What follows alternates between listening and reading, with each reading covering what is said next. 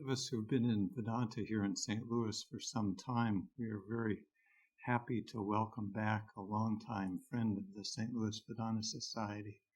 Many of you know and are familiar with Swami Atmarupananda from his visits here in the past, standing in for Swami Chaitananda.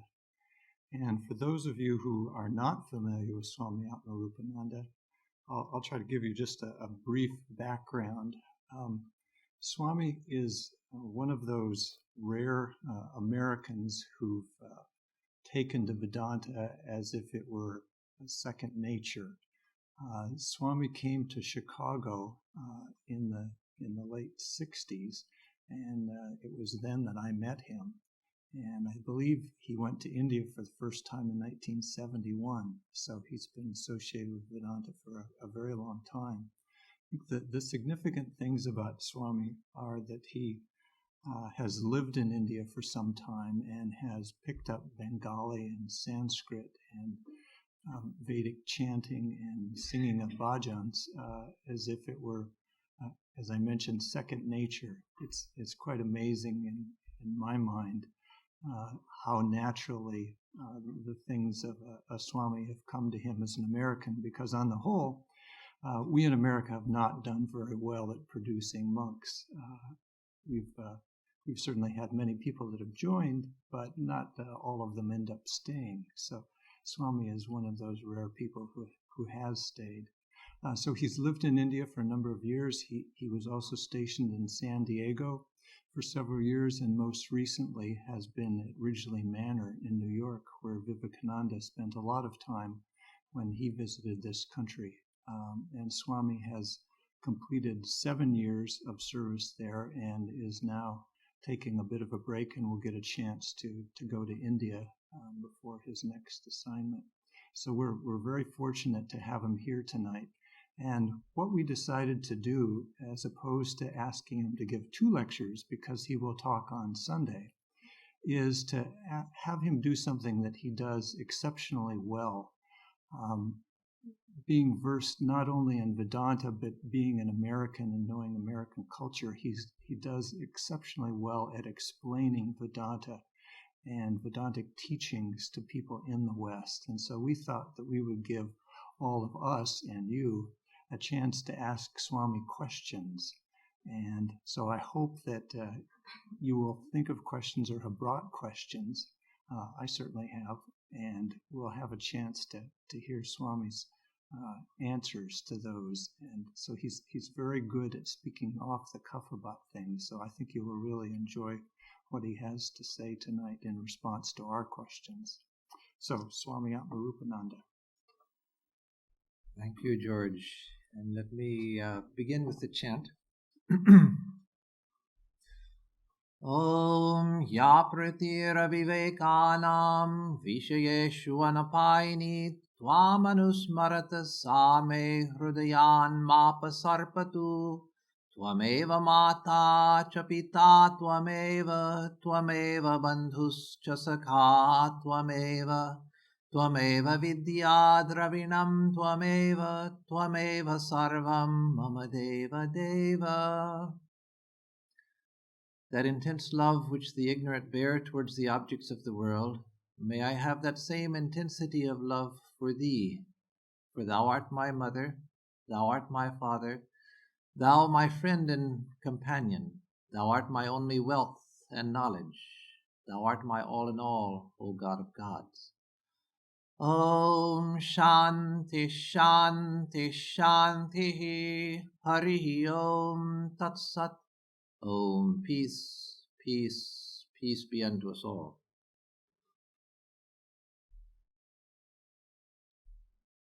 So before I ask you for questions, let me say what a pleasure it is to be here. As George said in the introduction, I have been here before, but that was in 1986, and so it's been a long time since I was here, 18 years. And so it's a great honor and privilege and joy for me to be here, a center which was established by Swami Satprakashananda, as you know, a very great Swami, whom I had the privilege of meeting a couple of times, 1970, 1971. Very great Swami. And then Swami Chaitanananda, whom I've known for many years also, who's, as you know, now the head. And then Swami Nishpapananda, who's a close friend of mine.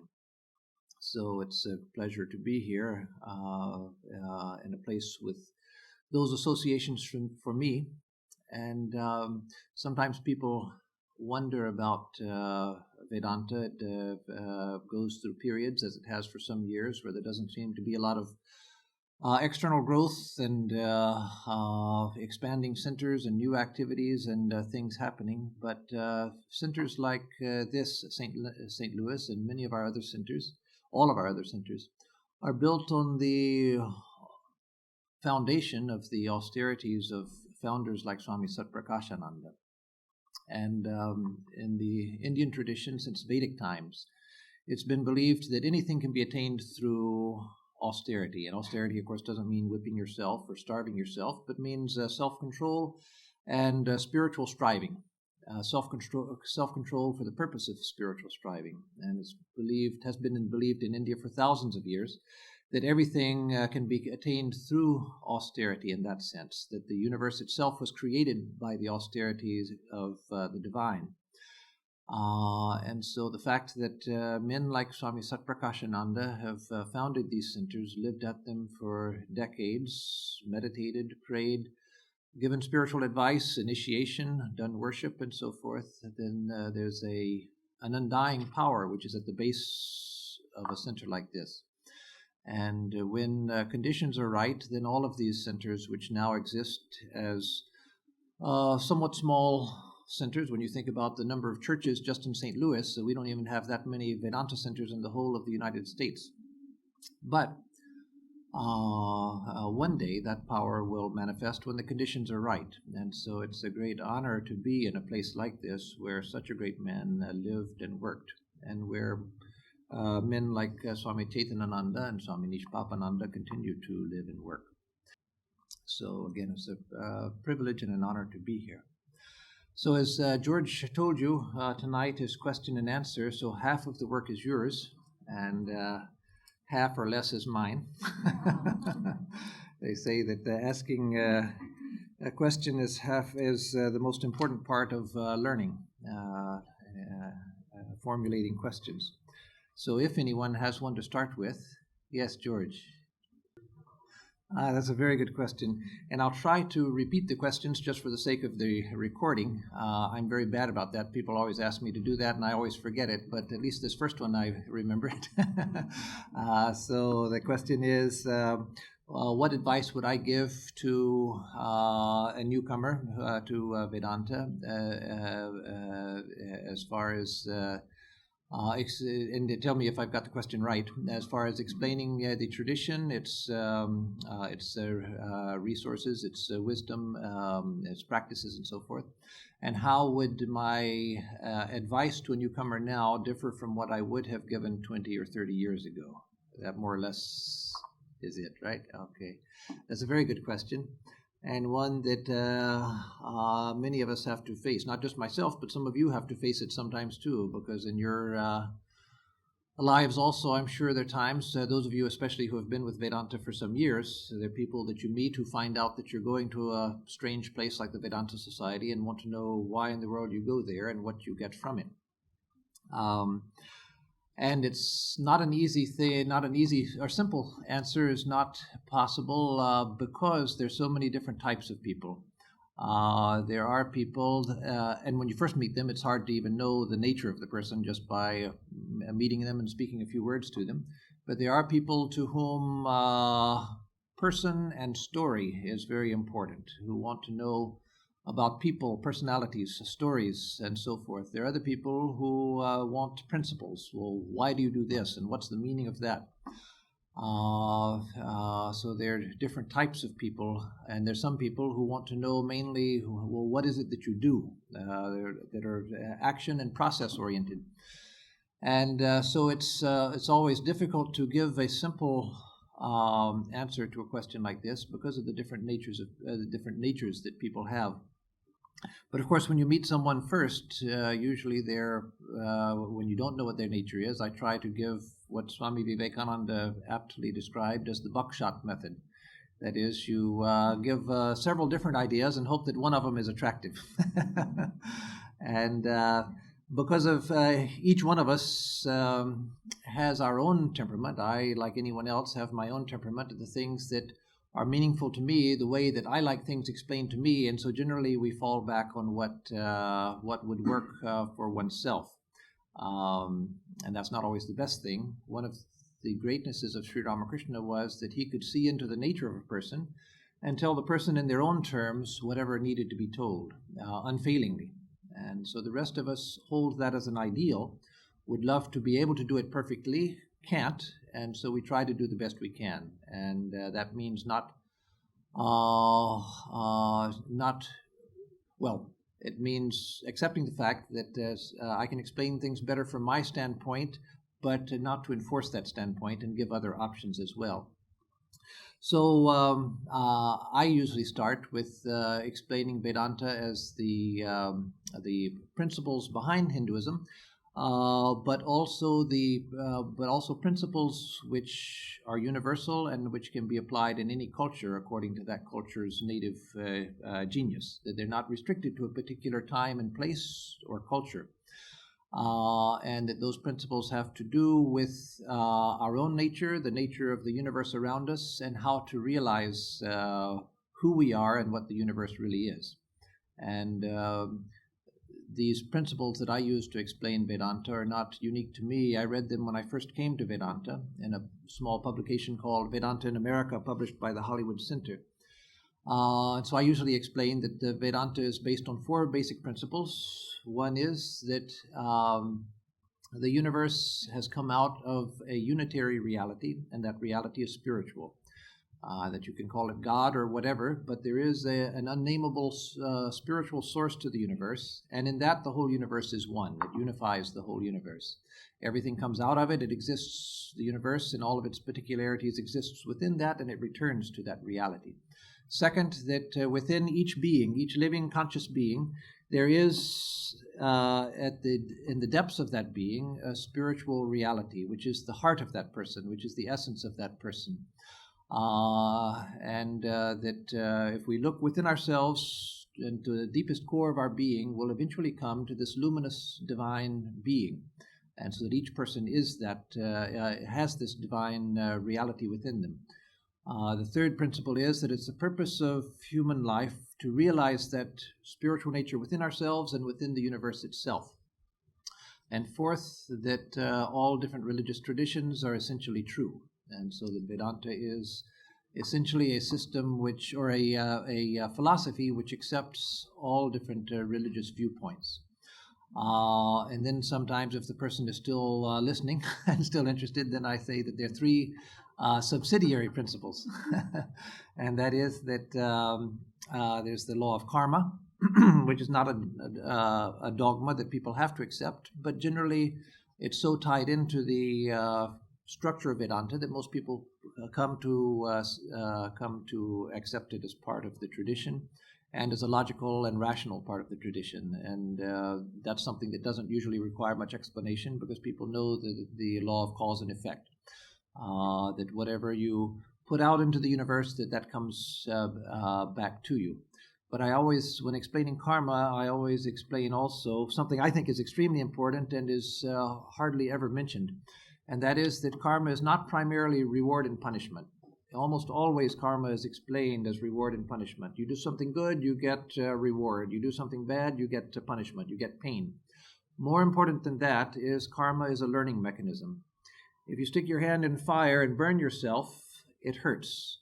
You don't say that God is punishing me because I put my hand in fire. He doesn't like that. He's angry, and so he hurt my hand. No, you say that living flesh doesn't belong in fire, and so I learn not to put it there. And so when I do something that's against the nature of the universe, against the moral order of the universe, then I get back pain as a result, and I learn not to do it. Not that God punishes us, but that it's a learning mechanism. So karma, and then dharma is the second of those 3 subsidiary principles. Dharma means that there's a universal moral order to the universe whereby karma works. Karma works because of dharma, D-H-A-R-M-A. And dharma being the universe is constructed according to a moral order. Just as there's a physical order, physical laws, so there's a moral order and moral laws.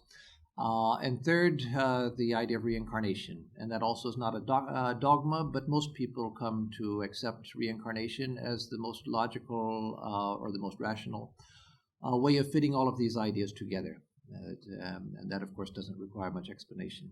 So generally, I explain Vedanta in this way, that there are these four main principles. And also, I like to emphasize that the ideas which attracted me to Vedanta, one is that I found in Vedanta a system which was practical, one that was not just based on belief, but one that said there are these things that you can do. The idea is transformation, that you can do these practices and you'll change, and you'll feel the benefits of those changes. And along with that, the second idea is that it's based on experience, that it's based on the experience of countless sages, men and women, since the Vedic times to the present, including people in our own time who have experienced the depths of these truths. And so it's not something that you believe in until you die, only to find out that you were either right or wrong after you die. When if you're right, good. If you're wrong, then you wasted your life. No, it doesn't ask that of us. It asks us to think about things, to understand things, and then to practice and see if the ideas bear fruit in our lives. And the more we do, the more we come to accept, because we see the fruits of things more and more. So those are the main ideas that I give. And according to the person or what I know about the person, I may emphasize some things more, some things less. If it's a person from another religious tradition, then I talk more about the universality of all different religions. And how that would differ from what I might have said 20 or 30 years ago. I've been saying those basic ideas for many, many years, I think since near the beginning, because it was one of the first things I read about Vedanta. It's just that I hope now I say it a little better than I did then. Yes. How did you come to Vedanta? Yes, in a conventional sense, religious family. My parents were and are Presbyterians, Protestants. In fact, I have one of my younger brothers is a Presbyterian minister. Actually, he's not in active ministry now, but he teaches religion nowadays. But when I was 16, I was standing outside of church one day, and suddenly this full-blown sequence of thoughts came to me, just as a flow of thoughts, which I'd never thought any of these things before. It just one thought arose, and that started a chain reaction of thinking that I was just sort of witness to. I felt at the time that I was sort of participating in it, but really I was more a witness to this chain of thoughts that came to my mind. I was standing outside of church one Sunday when I was 16, waiting for the service to begin, to go in for the service. And I started thinking, I'm a Christian and a Protestant and a Presbyterian, and we Christians say that Christianity is the only true religion. And but then we Protestants say that Protestantism is the only true form of Christianity, that the Catholics are wrong. And then we Presbyterians don't say that Presbyterians are the only true Protestants, but we certainly think we're the best. Other Protestants are okay. They'll get to heaven too, but we Presbyterians might have a little bit better place in heaven than the other Protestants. So I thought, well, how was it that I was so fortunate, when there's so billions of people in the world, I was so fortunate to be born into the best denomination of the only true half of the only true religion? And then I thought, well, I've got Catholic friends, and they think that Catholicism they agree that Christianity is the only true religion, but they think that Catholicism is the true form. So I wonder what would have happened if I had grown up in a Catholic family. I would be thinking like them. And then I thought, but if I'd been born in a Jewish family, I would have been thinking perhaps that Judaism was the best religion. If I'd been born, and then the sequence was just like this. I thought, well, if I'd been born in Saudi Arabia in a Muslim family, which in those days I would have thought in a Mohammedan family, I would have grown up thinking that Mohammedanism is the only true religion, and that my form of that religion is the only true denomination. And if I'd been born in China in a Buddhist family, maybe I would have grown up thinking Buddhism was the only true religion, and my form was the best form. So then I thought, well, people everywhere seem to think that their religion is true because of where they were born. And that doesn't make any sense. Truth is truth. It's not dependent on where you were born, whether it's true or not. But that's I've grown up thinking this, and others grow up thinking a different way because where they're born. All different religious traditions teach different things. They can't all be true, so they must all be false. And so suddenly I was standing outside of church ready to go in as a believing Presbyterian, and by the end of this sequence of thought, before church even started, I had become an agnostic.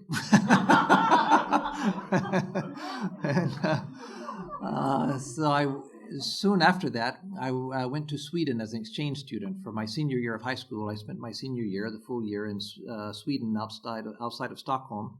And then, as now, only about 6% of the Swedish population believed in God. The great majority did not believe in God. They were either agnostic or atheist. And so that fed my agnosticism very well. But then two things happened. One was a high school student one day in the midwinter, which in Stockholm was quite dark. It was 10 o'clock in the morning. We were having mid-morning break, and the sun hadn't yet risen. I still remember being completely dark, and the lights being the electric lights being the only light in the cafeteria when I was eating a snack.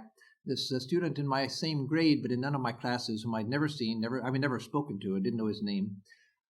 He walked up to me and said, "Here, I thought you might like this," and gave me a gift-wrapped little package. I opened it up, and it was Hermann Hesse's Siddhartha, the novel. And so I read that. Most of you have heard of it or read it, about a young man in India who lived around the same time of Buddha and went in search of truth and the various experiences he went through. Beautiful book. So I read it, and that was so inspiring. I thought, this is what I would like to do. And I began to dream about going back when I went back to my home in South Carolina, going and living next to the Pacolet River, which was the local river, and just listening to the river as this man did in the book and learning wisdom from it. But then Siddhartha, the book, had nothing after that to follow it, so it didn't lead me anywhere, just to the idea that someday I'd like to go and live by a river. Then in the spring of that same year, I happened, for failing to find anything else to read at one period, I picked up a book called The Razor's Edge, a novel by Somerset Maugham, which some of you have heard of, some of you I'm sure have read, which tells the story of a young American man after World War I going in search of truth, and he doesn't know where to find it. And he searches through theology and psychology and philosophy, goes to Europe and studies with European philosophers, and finally gets on a boat going to India in desperation. And there it says in the novel, again, it was a famous novel, and Somerset Maugham was a very famous writer in his day. It says that he met a Swami of the Ramakrishna mission on the boat. And talking with him, he began to get interested and finally found what he had been looking for in the teachings of this Swami. So I thought, well, that's what I want to do. I want to lead my life like that. And if he found what he was looking for in India, then I'll skip the European philosophers. I'll go to India and see what I can find. So as a high school student, I couldn't get on a boat. So I went and looked in the bookstores and found one book, and that was Vedanta for the Western World, which used to be published in Hollywood. A book of essays, and when I read that, everything I read, paragraph by paragraph, I thought, well, this is what I always thought, but never knew that I thought it. It seemed like as soon as I read it, I thought, well, this is the ideas which are in here, but I never knew they were in here. And it seemed like it was waking something up, and that made a deep impression on me. But the first thing that impressed me was, on the back cover, it said that Vedanta believes that all religions are true. It says that sectarianism is bad, but that all religions are basically true, and the differences between religions in language and ritual and mythology and so forth are because of historical circumstances, to explain the same inner truth in different ways to different types of minds and different cultures. So I thought, well, here was a tradition which faced the same problem I had faced. And yet I had come to a negative conclusion that all religions are false because they all say different things.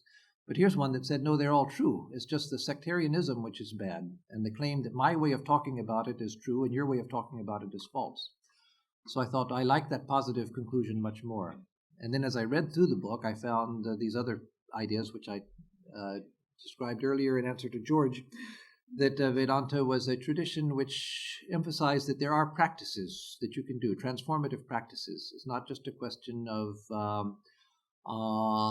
absorbing a belief system and then waiting and being a basically good person and waiting till you die to see if it's true. But there are practices you can do to transform yourself and gradually experience the truth of these ideas.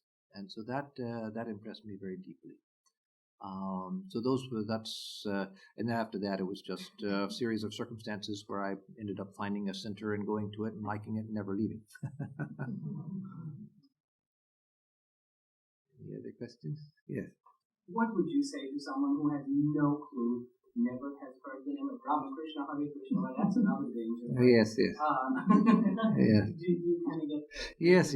Yeah. No, that's a very good question, and the real problem people face. In fact, as a young man in Trabuco now, Lal Chand, whose his parents were devotees. When he was born into a family of they're Americans, Caucasian Americans. He was born into this family of devotees, so he grew up with Vedanta, and so he had the name Lal Chand from Swami Prabhupada when he was a baby. I got the name Lal Chand, for those of you who don't know Indian languages, North Indian languages. Lal Chand means the red moon, because he was red-headed. And so Lal Chand, by the time he was in his teens, when he'd bring friends home to his house, by that time people get very sensitive about what their friends think about them. So he'd bring his friends home to his house, and there would be this big picture of Ramakrishna, not a little photograph like that you could ignore, but this big photograph like that, right in the living room. And so his friends say, "Who in the world is that?" And so Lal Chand was so embarrassed he'd say that, "Oh, that's my grandfather."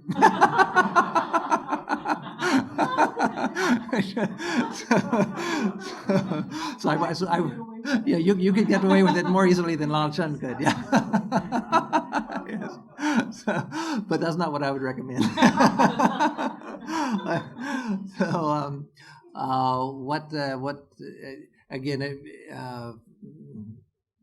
All of us have to come in facing a situation like that and giving an answer about that to people that we know and so forth. We have to come from a place that feels comfortable inside, that I feel comfortable saying this.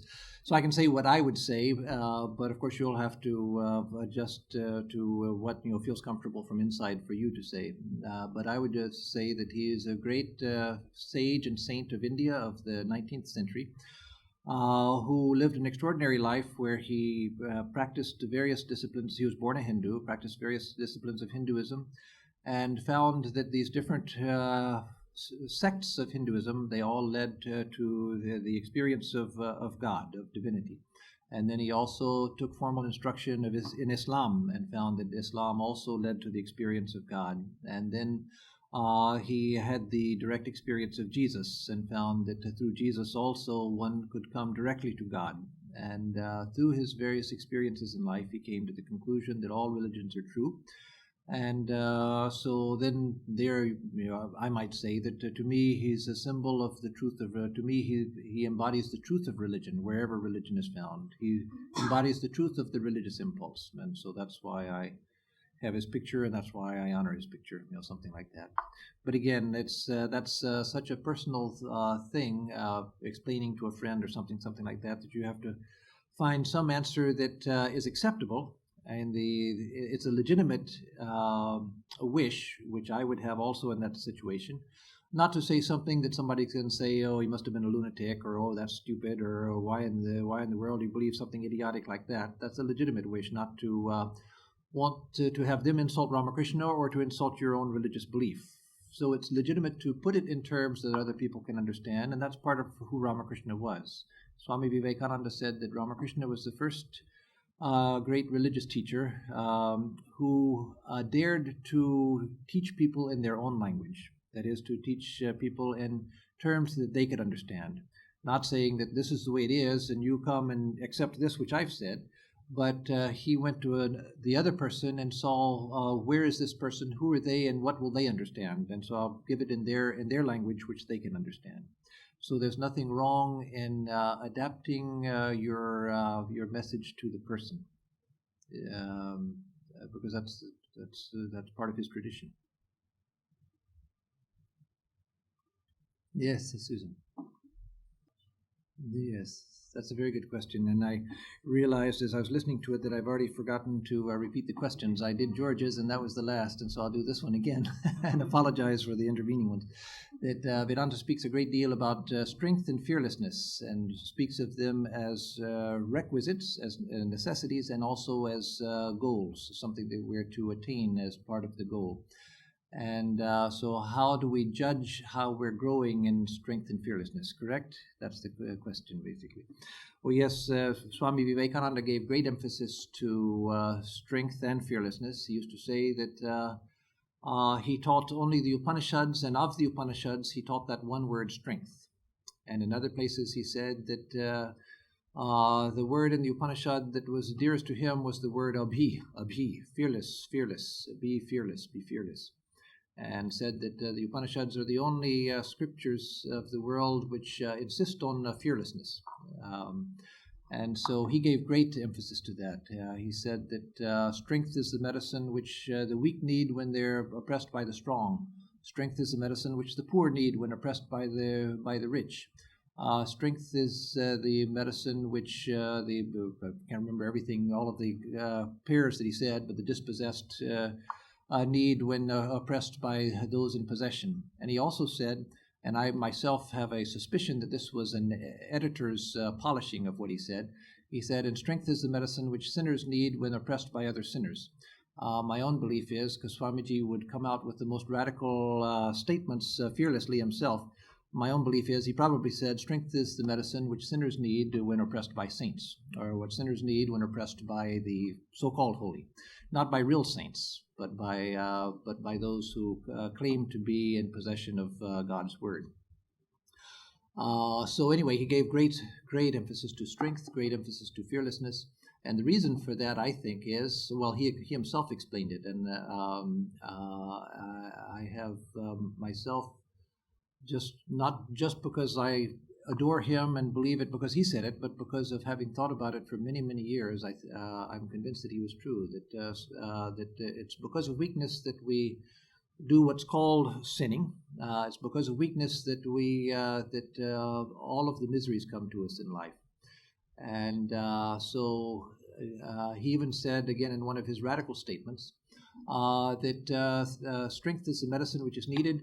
Go down even into hell to get strength if you need to. If you need to go into hell to get strength, then go there and get it, but do get strength. He didn't say be afraid of going to hell. No, he said if you need strength and hell is where you can get it, go there and get it, and then come back with it.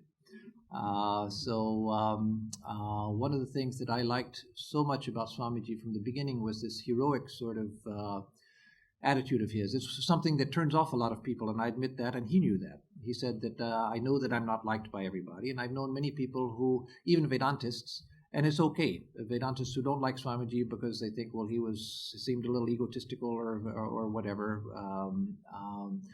Swamiji didn't care. Swamiji said, I'm not here for name and fame, and if a Vedantist likes Sri Ramakrishna but doesn't like Holy Mother or Swamiji, that's fine. Ramakrishna or Holy Mother and Swamiji are not going to say, well, what about us? Or if you like Swami Vivekananda but you're not attracted to Sri Ramakrishna or Holy Mother, then that's fine. Ramakrishna and Holy Mother are not getting jealous and thinking that, well, why does he pay all of his attention to Swami Vivekananda?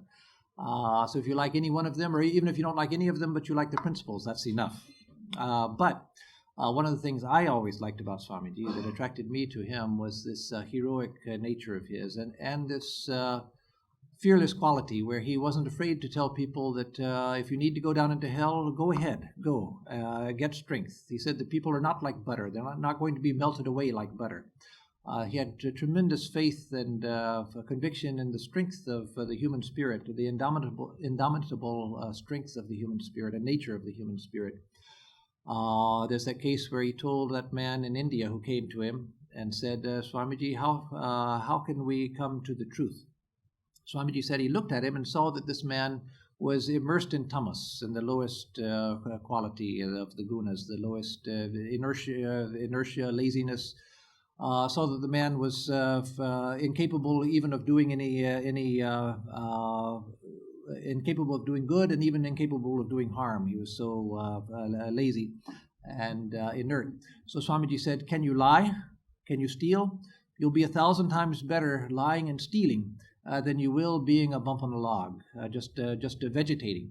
You'll be much better doing something, even if it's lying and stealing, and then you can go on to better things, but do something. And so that I've always loved that idea, and that thing about Swamiji. Again, it's something that not only shocks some people, but it turns some people off. But Swamiji said, he explained later, that I didn't mean that the man should go out and steal and he should commit robberies, but that would be better than what he's doing now. And that he used to say that a cow never tells a lie, but a cow remains a cow. Whereas a human being tells a lie, but a human being also has the power to become divine. And so sometimes in religion we become so hamstrung by our fears of doing the wrong thing that we can't even do the right thing. As an example, a personal example that I fell into, Sri Ramakrishna says that if you speak the truth for 12 years, then you gain the power of truth, so that the things that you say become true just because you said them, because you gain the power of truth. And so being young and enthusiastic, I thought, well, I'm going to do that. I'm just going to speak the truth. And in 12 years, then I will have developed this power of truth, and that'll be a great thing. So soon I found how hard it was to be absolutely truthful. And I remember after I'd been in the monastery for 4 years, I went home to see my family to tell them that I was going to India for many years, and I wouldn't come back for many years, and just to explain to them why I was going and what was happening and so forth. And talking, I would say something like, well, oh, it's a beautiful day. And then I think, well, actually, it's not a beautiful day. There are a few clouds. And, well, it's not a bad day. But then it's not really a perfect day. And I couldn't just come out and say something, a plain statement. Everything I said, I would find that, well, to be absolutely truthful, I have to qualify it. And then that would get me into another hole, and I have to qualify that. And I'd just go on and on like that. So my sister, after hearing me say that over a couple of days, she said, and I wish I could remember the character's name.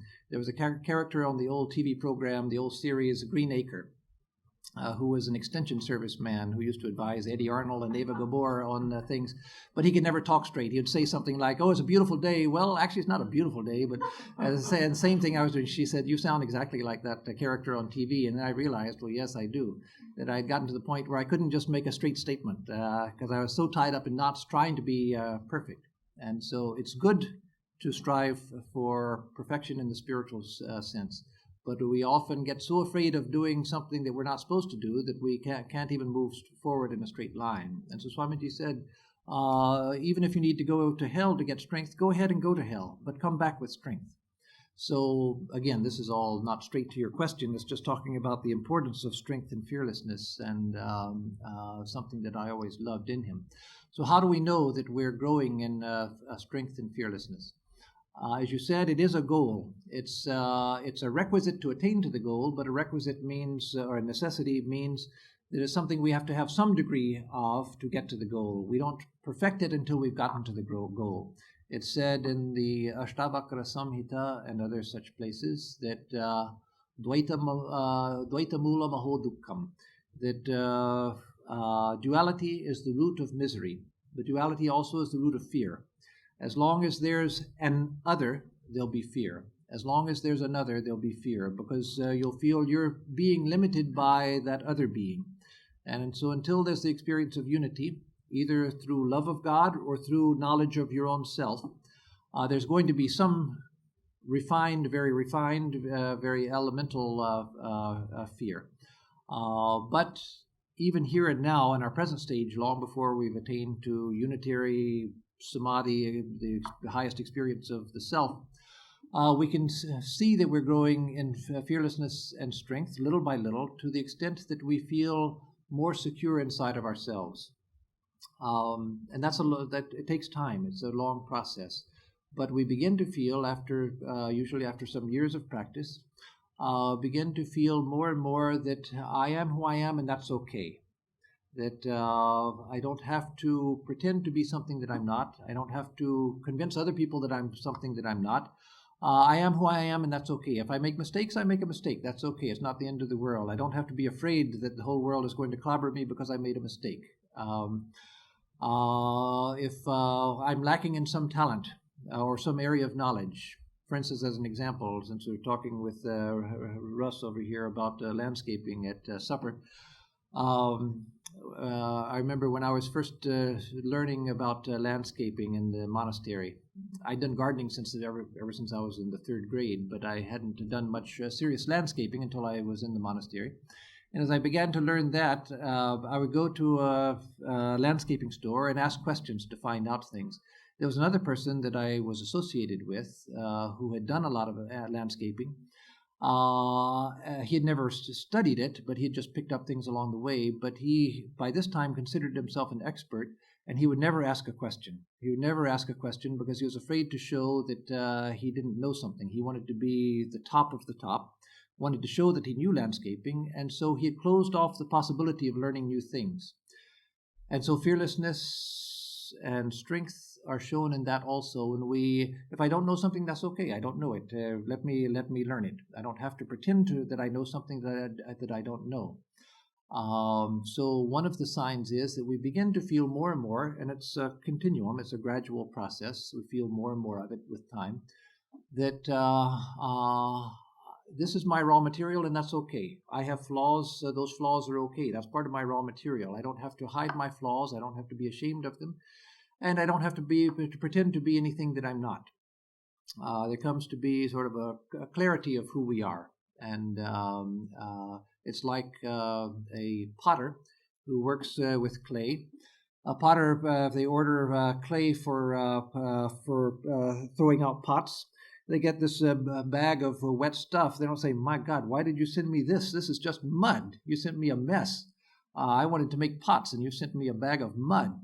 No, they say, "This is the raw material. Out of this, I'm going to make beautiful pots." They don't curse the material that they've got. And so this is our wet clay. It may look like mud right now, but it's what we're going to turn into our spiritual personhood. And so I don't need to be afraid of who I am and what I am. Don't need to be afraid of what I've done. Don't need to be afraid of my shortcomings. That's just who I am. There's a bumper sticker that I'm sure some of you have seen, and some people hang it on their walls in the form of like a road sign that says, "Be patient, God is not through with me yet." And that's true. God isn't through with us, so we're not through with ourselves either. And so that's okay. So that's one side. Another sign is just that one is that we begin to have a sense of self-acceptance. The other is that we begin to have a sense of acceptance of the world around us. We have a sense of ease in the world. And again, that's something that takes time. That's something that that gradually happens. But we begin to feel that more and more, that the world is okay. Yes, there are all sorts of horrible things happening in the world. But there were horrible things happening 10 years ago. There were horrible things happening 100 years ago. There are horrible things happening 2,000, 3,000, 4,000 years ago. That's the way the world goes. And but that's okay. In the midst of all of this, I'm wending my way, and that's okay. So feeling a sense of okayness about the world and feeling a sense of okayness about oneself.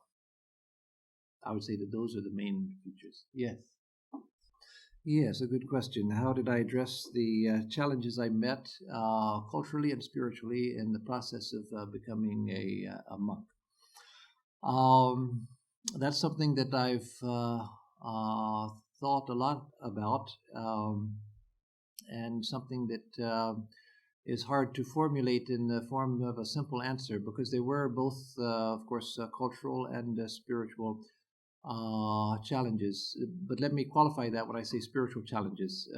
Swami Atmarupananda, the head of our Boston Center, a very great man, he said once long ago, I didn't hear him, but others reported it to me, and I've repeated it many times, and I don't think Swami even has said it for many, many years and doesn't seem to remember ever saying it. But that is that there are no spiritual problems. They're psychological problems. Spiritually, there are no problems. Spiritually, everything is divine. Everything's perfect. So we have no spiritual problems. It's the problems between us and there. And those are largely mental and emotional problems. So spiritual life is basically psychological life. Developing the mind and its powers, purifying the emotions, and so forth.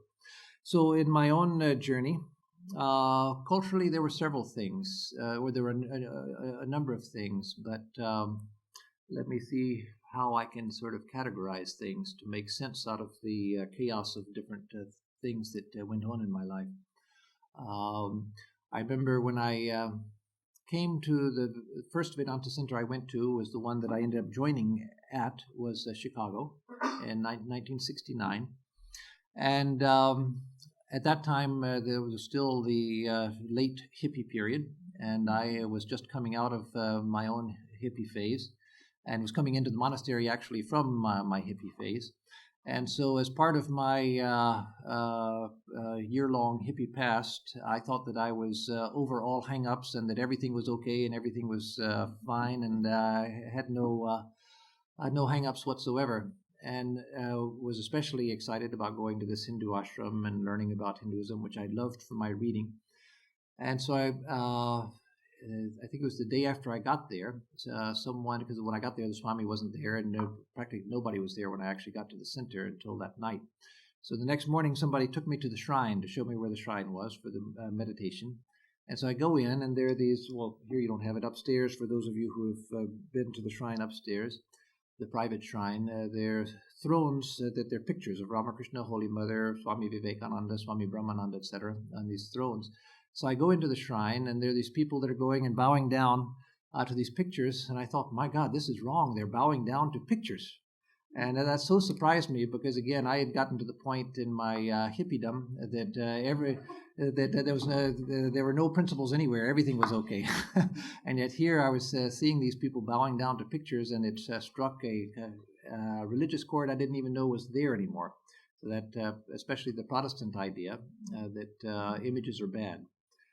Catholics, of course, make a distinction between worship and adoration, but Protestants, they consider all of it worship. And so suddenly that was an obstacle to me. I got over it very quickly, but it's emblematic of the sort of things that I had to face and that any Westerner has to face, not the same specifics, but the sort of thing Westerners have to face when they come to Vedanta.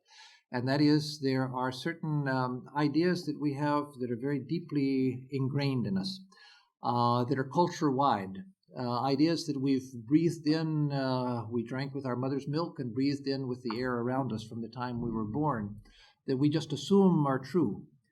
For instance, that idea that thou shalt not have any graven image, one of the 10 Commandments. Nowadays there are many people who believe that we should post the 10 Commandments in all schoolrooms. I myself am opposed to that, not because I don't think that, not because I'm opposed to teaching of principles of morality in schools, but because the 10 Commandments are not universal. They are true within a tradition, but they're not universal, because I myself now bow down to graven images and feel good about it. And so there are these ideas that we've all inherited.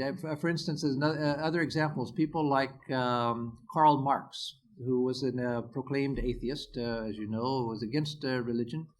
And yet, if you look at his philosophy, you find that his idea of the dialectical process of history, which he called the dialectical materialism, with the dialectical process of history where there's a thesis and an antithesis, opposing forces in history that work against each other, and then they produce a new synthesis. But gradually that works its way, that historical process works its way until you get to a millennial situation where the state falls away. There's no longer a need for a state. Well, that's a religious idea. That's a mythological idea, which was something which is and was so much a part of the culture that though he considered himself an atheist, he was colored by that way of thinking, that there's a starting point to history and an end point to history. Whether there is or isn't the question here, but the idea is that there are all of these mythic ideas that we inherit as truth without ever questioning them. People like Freud also, who was non-religious. You can look through his ideas and teachings, and you can find all of these religious patterns to his thinking. Though they're not clothed in religious language, they're patterns, religious patterns to his thinking, which are inherited from the culture. The idea of science and technology, which is similar in a general way to Marx's idea, that idea that we're gradually things are getting better and better, and we're going to gradually solve the problems of the world. We're going to eliminate disease, we're going to eliminate poverty, we're going to eliminate suffering and so forth. those are good motive forces, but those are all based on this idea that there's a starting point to history and there's an end point towards which we're working, where everything will be perfect. And so there are all of these ideas that we have inherited without really challenging them. And then when you come to a system like Vedanta, which is from such a different cultural standpoint, from such different cultural roots, the first ideas that we come across are often, like with myself, there's something that's a great relief. I finally find that, here's a system that teaches things that I always wanted to hear but never did hear, like the fact that God can be realized, that there are practices I can do to transform myself, that religion is not just a matter of belief, that religion is not contrary to science but can go along with science. All of these ideas which are easy to accept in the beginning, but then as you get into it, you find that there are other ideas which may or may not be problems, but we find after time that there are ways in which they don't quite jive with our cultural understanding, like the idea of cyclical time. That was something that the Greeks had also, an idea of cyclical time. Even the Jews at time had the idea of cyclical time. But the general Western idea is this time of linear time from a beginning point to an end point. With time, and it takes a long time, many years, before we begin to do spiritual practice and things, we begin to find that those ideas are actually that the implications, the deeper implications of Vedantic thinking, that they come into conflict with certain culturally inherited ideas that we have. And so then we have to come to some sort of deeper resolution with those ideas, either by understanding the Vedantic ideas and accepting them, or else coming to some sort of harmony between ideas. Some of them, like for myself, and everybody's different, and every Westerner who comes to Vedanta will approach these problems and resolve them in different ways. But as a personal example, this idea of cyclical time as opposed to linear time, in time, that became very important to me. And I realized that when I went to India and lived there, and people go to India even for a short time, I'm sure George experienced something of it too on his, I don't know if you've been back, but I know you went at least once. You get to India and there's a whole different feeling about time there. And I'm not just talking about people showing up late for everything. That happens too. But besides the fact that people show up late for everything, there's just a different sense of time there. There's a different sense that you feel one of the strange things that was so strange to me and so perceptible, so tangible and so strange, when I lived in India for 7 years, in the monasteries we didn't have washing machines and dryers, and most people in India still don't. Some do nowadays, but when I was there, even middle-class people couldn't dream of having a washer or dryer or refrigerator or anything like that. And so I'd have to wash my clothes every day, put them in a bucket with hot water, and at least once a week with hot soapy water. You take them out and you beat them on the concrete floor of the bathroom. You beat them and beat them and beat them, then you rinse them out and you beat them some more. So all of that's done by hand. And I used to think, and there's so many other things like that you do by hand. I would go to take a shower, and nowadays many of our ashrams have showers, but in those days they just have a spigot about that high off of the ground, just 2.5 feet off of the ground. So you'd have to squat down under the spigot and take a bath, and everything just seemed to take longer, washing clothes and doing everything. But then I think that, I spend so much time every day washing clothes, doing all of these things, and yet I have all the time in the world. There's never I always have plenty of time to do everything, plenty of free time, there's no pressure, and just everything just seems to flow. And yet when I was in the West, I had washing machines, dryers. You just throw the clothes in, put the soap in, turn it on, and then you move them to the dryer, turn that on, and everything is automatic. I don't have to go and string things up on the line and then do what I call Indian ironing with cotton dhotis, this lower piece of cloth, or this, the chadar with the upper piece of cloth, in India made of cotton usually.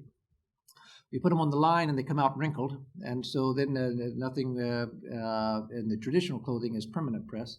So you get two people, one holding the ends of the cloth on one side, and another person way about where Tad is, getting the other end of the cloth that you wrap around yourself, and then you pull it like this to stretch it out, and that I always called Indian ironing. So all of these things that we had to do, it took so much time, and yet I always had all the time in the world. I thought, well, in America I had all these conveniences, and yet I was always busy. I never had time for anything. How could that be? And I thought, when I go back, I'm just going to watch and make sure that doesn't happen to me again. And when I got back to America, I just saw everybody just running like crazy all of the time, and it was so strange to see this people running and running and running. But gradually, I fell into the same thing because it's just it's the way the culture works. And so things that I understood about the sense of time in India, which I began to appreciate and which began to come to me through the process of meditation, was that whether a person in India knows this or not, it's what I came to understand, my own understanding of the way the sense of time works there. And especially if you're spiritually sensitive. And just like here, there are many people in India who are not spiritually sensitive. But if you are, you begin to feel this. In the West, the idea of time, again, is linear, that you're going down a path. You've got a starting point. You've got to get to the destination. You've got a lot of pressure to get there to the destination. And along the path, you have to make things happen. You've got to go out there and do things and make things happen. The Indian idea of time and the spiritual idea of time, the sort of time that you begin to feel as you deepen your meditation is that time is a current, like the flow of a river, and you're just the current itself is carrying you along. You don't have to get to the destination. You don't have to work to get to the destination. The river is doing all of the work. But what you have to do is participate. Now, when the current is carrying you forward, if you come to a log jam, you have to work your way around it. If you find a stone, you have to work your way around that. You participate with the current rather than the idea of, well, I've got to get to that end point. I've got to make things happen, and they've got to happen my way. And I'm going to beat things over the head until they happen my way. Well, once you begin to feel that there's this natural current that is carrying things forward, you begin to genuinely experience time in a whole different way. The tangible, touchable, practically experience of time is different. And you feel that even in difficult situations, there's an ease to things that you never felt before. And so that's something that came with partly intellectually, but much more through meditation, beginning to feel this flow of time. And then you actually feel, Einstein said that there are 4 dimensions, the 3 dimensions of space and the 4th dimension of time. You actually begin to feel tangibly, experientially, that time is a dimension, that it's not moving spatially, but there is a direction to it. There is a flow, and you begin to feel that flow. Just sitting still, you feel that yes, everything is just sort of is moving, is flowing in the direction of time, and you experience it as all I can say is as a dimension. Things like other things that a Westerner has to come to terms with, that I had to come to terms with. I loved the idea from the beginning that our nature is pure and perfect, that that's who we are by nature. But it took time to get over the feeling that I was by nature guilty. That took time to get over. And let me say here about that there are many ideas like that in the Christian tradition, which originally are based on experience. They're experiential, they're true, and they're good. It's just that the way some of the things have come down through tradition and been emphasized makes a great difference in the culture.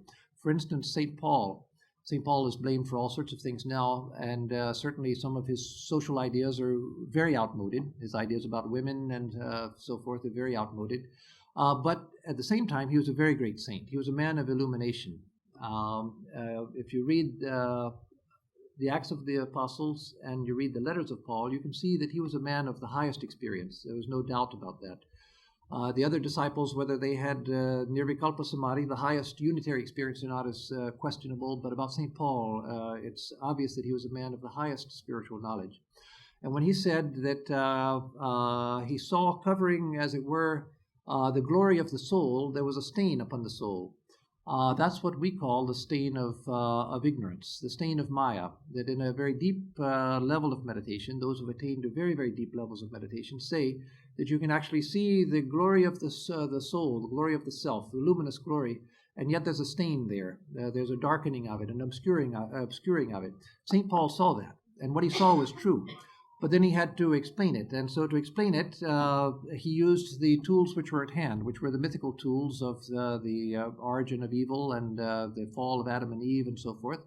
And so he was explaining a very true experience in mythical terms, but gradually that emphasis on the guilty nature of human beings, and that has widespread cultural implications, which many people in the Christian world nowadays are trying to rectify in the Catholic theology, and especially in Catholic theology, but to some extent in some forms of Protestant theology also. They're trying to reinterpret that whole idea of the guilt of human beings. But ideas like that, we gradually have to, if we believe that I'm a spiritual being, oh my goodness, I've already gone over time, so I'll conclude with this. I'm sorry for that.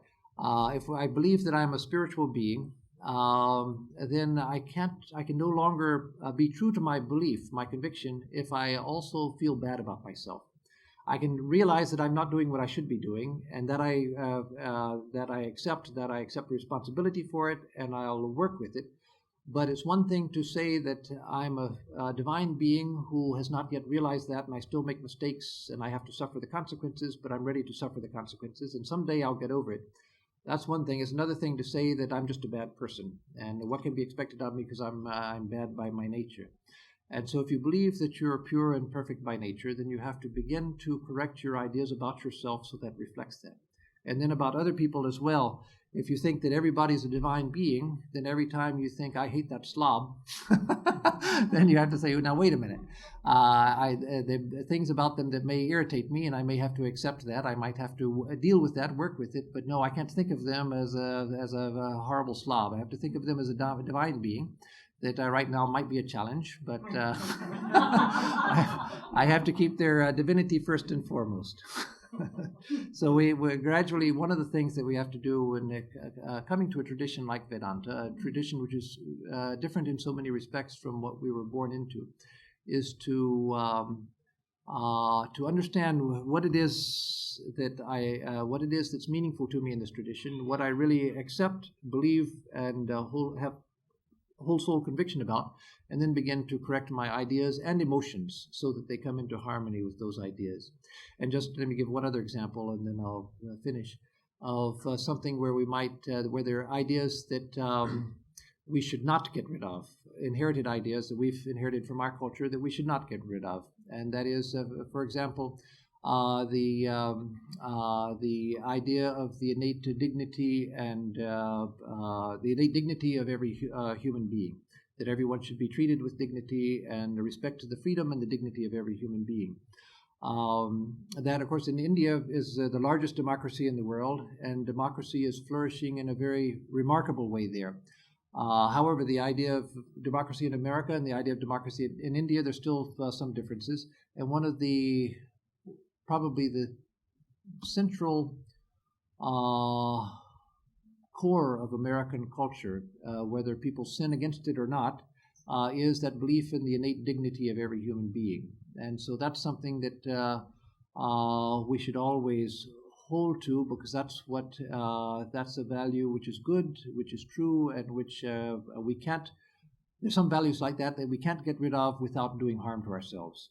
If we go to a more traditional society, like even in Europe, when I lived in Europe as a student, I was amazed that I lived with an architect, a very fine man, and his wife and children, a wonderful man. But when he was wealthy and was a professional man, when he would walk down the street, even in his own neighborhood, if there was a man working in the street, he would never say hello to the man, because that was, he was working class. I'm a professional, and so you don't talk to working class people. That's okay. That's the way their culture works, and that's fine. It's a wonderful culture. But for an American to do that, to think that, well, that's the way I should behave, well, no, that would be giving up something which is fundamental to who we are. So there's some things that we have to learn to respect that are part of who we are that should not be changed. And there are a third class of ideas are those which have to come to some sort of, we have to bring into some sort of harmony. We can't get rid of them, and yet we need to bring them into harmony with the tradition. For instance, a thing that pops into mind, which I was thinking about the last couple of days a lot, was the idea of, in Christ's life and in Christianity, of the idea of redemption, tied to the idea of the prodigal son, the redeemed sinner, and so forth. The idea that everybody is redeemable. Everybody how to put it, that I don't want to say that in India that's lacking, because it's not. There's the idea of beautiful hymns to Sri Rama where he's called Patita Pavana, the uplifter, the purifier of the fallen. Very beautiful ideas of that. And in Ramakrishna's life, you find the beautiful stories of that. But in general, one of the things that characterizes Christianity is this idea in the redeemable nature of everybody. There's the other idea that many people are going to end up in hell, but the positive idea is that every sinner is still redeemable, and that's an idea which has never been strong in Vedanta. It's not absent, and it's certainly not contrary to anything in Vedanta, but it's not been a strong part of the tradition. Tradition where if you make a serious mistake, then often it's felt that the person is somehow damaged, and that's it for this life. They've damaged themselves, and what can be done with them now? But again, that's an idea which goes beyond Christianity. It's strong and rooted in Christianity, and we get it from that tradition in our culture. But it's something that I think is a contribution that we should carry forward also. That idea of the redeemable nature of everyone, that no one is lost, and no one needs to be lost. And because someone has made a mistake, we don't need to shun them or throw them out. That people have second chances and should be given second chances. That doesn't mean just not to beat the idea over the head, but it doesn't mean that society shouldn't protect itself from criminals. Yes, it should. But tying that idea of redemption, of the redeemable nature of beings, to the Vedantic idea of the divinity of all beings, if you have those ideas together, then how you treat criminals would be very different from the way if you just look at criminals as people that just have to be gotten rid of and destroyed. If you see that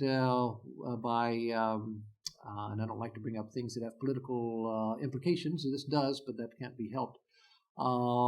If you think that, somebody's done something heinously wrong, and so they should just be executed and gotten rid of, well, you're taking away the chance for that person ever to redeem themselves. In this life, at least, you're taking away the chance for them to learn from their mistakes and to better themselves, and that should never be taken away from anybody. And this is getting into another subject which I should close now, but that shows that these ideas have social consequences as well, not just personal consequences, but social. If these ideas go deep into society, a society like the United States, where people begin to really believe that everyone is divine, as Vedanta says, that the true nature of everybody is divine, and they believe in the infinite capacity within each being. If that becomes a widespread value in society, then how different would be society itself? How differently would we? It's not going to cure all the ills of the world, because that's the nature of the world, according to Vedanta, and I believe it's true. But it would make a huge difference in the way that we treat other people. And again, the tying that Christian idea of redemption and the redeemable nature or the redeemability of sinners, and the Vedantic idea of the divinity of human beings, of all beings, then those are two very powerful ideas that if they come together will have powerful personal consequences as well as social consequences, that nobody's to be outcast. So again, I apologize for going way over time. I apologize for not being able to take more questions. I'm not good at the two-word answer, as you can see. So let me again say thank you very much for the opportunity to come, and my thanks, of course, to Swami Chaitanananda and Nishpapananda for the opportunity to come as well. I don't know I got in here without finding out how to get out, like getting into a maze and not having learned what's the secret way out. So I can give a closing chant, but do you have music that plays or anything, or we just sort of say that's it? Okay, then I'll give a chant, and that'll be the end. Om Dhyo Shantihi Antariksham Shantihi Prithvi Shantihi Apashantihi Oshadaya Shantihi Vanaspataya Shantihi Vishwe Deva Shantihi Brahma Shantihi Sarvam Shantihi Shantireva Shantihi Sama Shantiredhi Om Shanti Shanti Shantihi. Peace is in the heavens, peace is in the sky, peace is on earth, peace is in the waters, peace in the plants and the trees. The gods are peaceful. Peace is the nature of truth. All is peace. Peace alone, peace. May that peace, real peace, be with us all. Om, peace, peace, peace be unto us and to all the beings of the universe.